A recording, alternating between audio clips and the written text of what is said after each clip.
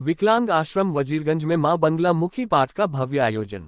बदायूं नगर पंचायत वजीरगंज स्थित विकलांग आश्रम में मां बंगला मुखी जन सेवा ट्रस्ट द्वारा मां बंगला मुखी पाठ का शुभारंभ किया गया। यह आयोजन पूरे 40 दिनों तक चलेगा, जिसमें क्षेत्रवासियों की भागीदारी और आस्था का संगम देखने को मिल रहा है।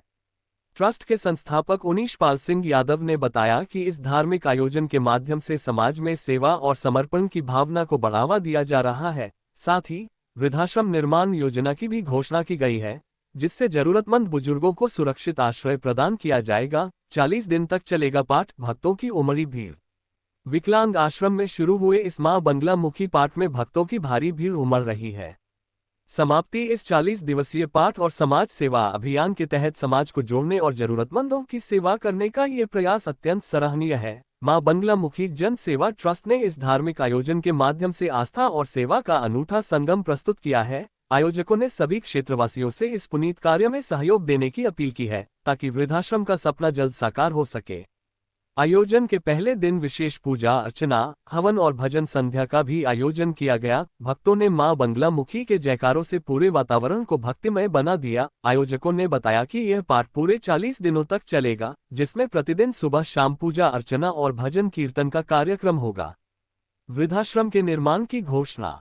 मां बंगला मुखी जन सेवा ट्रस्ट के संस्थापक उनीश पाल सिंह यादव ने इस अवसर पर घोषणा की कि विकलांग आश्रम के साथ एक वृद्धाश्रम का निर्माण भी किया जाएगा। उन्होंने कहा कि समाज के बुजुर्गों को एक सुरक्षित और सम्मानजनक जीवन देने के उद्देश्य से यह योजना बनाई गई है।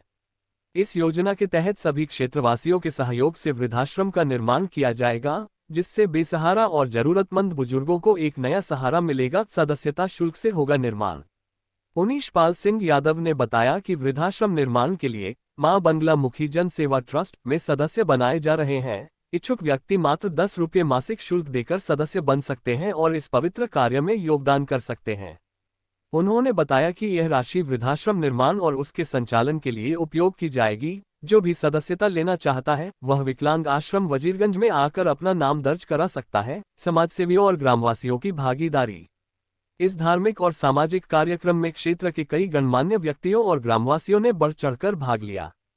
कार्यक्रम के दौरान उपस्थित प्रमुख व्यक्तियों में चंचल यादव, आकाश कुमार, सुनीरा गौर, सर्वेश उपाध्याय, राजेश कुमार, सुशील कुमार शाक्य, प्रेमपाल, रामबाबू, राकेश यादव, देवानजी, हरि सिंह, नेत्रपाल सिंह सहित अनेक भक्तजन शामिल रहे। सभी ने इस आयोजन की सराहना की और इसे समाज के लिए एक महत्वपूर्ण पहल बताया। भविष्य की योजनाएं।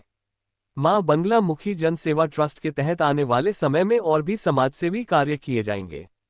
इसमें गरीब और जरूरतमंदों के लिए भोजन सेवा, स्वास्थ्य सेवाएं और शिक्षा संबंधी योजनाएं भी शामिल की जाएंगी। ट्रस्ट के सदस्य उनीश पाल सिंह यादव ने बताया कि यह सिर्फ एक धार्मिक आयोजन नहीं, बल्कि सामाजिक उत्थान की दिशा में एक बड़ा कदम है। उन्होंने सभी से इस सेवा कार्य में योगदान देने और इसे सफल बनाने की अपील की।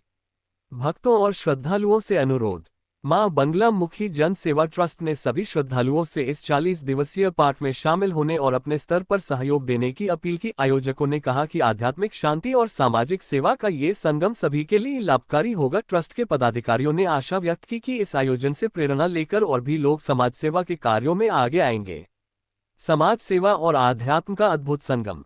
मां बंगला मुखी पाठ और वृद्धाश्रम निर्माण योजना केवल धार्मिक आयोजन तक सीमित नहीं है, बल्कि यह समाज सेवा का एक उत्कृष्ट उदाहरण भी प्रस्तुत करते हैं। इस पहल से न केवल आध्यात्मिक उन्नति होगी, बल्कि जरूरतमंद लोगों को एक नया जीवन भी मिलेगा। आयोजकों का मानना है कि यदि सभी लोग छोटे छोटे योगदान दें, तो ये पहल एक बड़े बदलाव का रूप ले सकती है।